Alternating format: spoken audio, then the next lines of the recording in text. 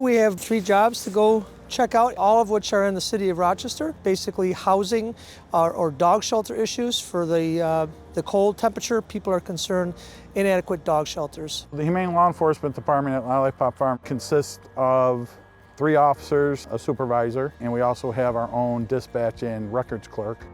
At this point, we actually are responsible for the counties of Monroe, Livingston, Genesee, and Orleans County. So we're responsible for enforcing ag and markets law in those jurisdictions. You can be in the city of Rochester one day and in Springwater in Livingston County the next day.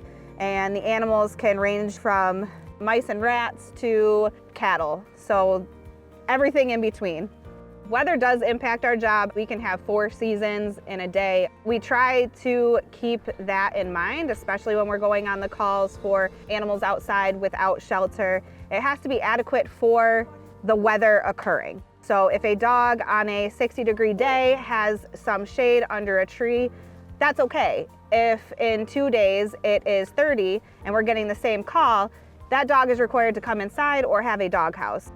We saw a dog outside, no apparent shelter, no food or water, and the person inside came out and said that the owner of the dog is not home at the time. However, she may want to surrender the dog to us.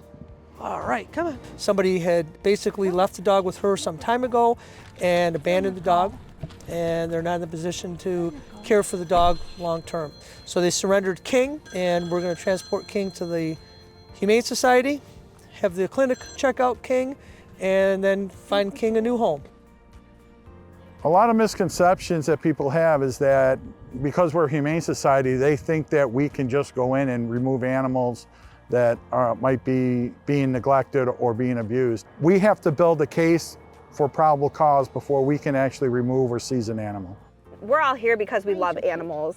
And the hardest thing to do is to walk away from maybe a gray area situation that you can't legally seize this animal.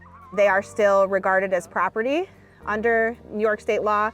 Some people genuinely just need a little bit more education that dogs need to eat more in the winter. They need more calories, or as they get older, they may need different things. There are pet owners that maybe have hard times right now, so I work with the pet pantry to, drop off food at some times. I always try to have a bag or 2 of food in my car. Another misconception that people think is that we're animal control. We are not. Our primary responsibility is to do criminal investigations. We also provide support services to many of the local police agencies. If they ever come across anything that they're unclear about or might have an animal neglect or cruelty element to it, they reach out to us and we go assist them with those investigations. We work with our local law enforcement partners in many programs across Monroe County and our adjoining counties that we also cover. It provides a communication piece between us and the neighborhoods. Everybody loves animals. We put smiles on people's faces when we talk about how we can help animals. The day's ending on a positive note. There was a concern at this house. There was a dog left outside extended periods of time. The dog was not outside. Knocked on the door.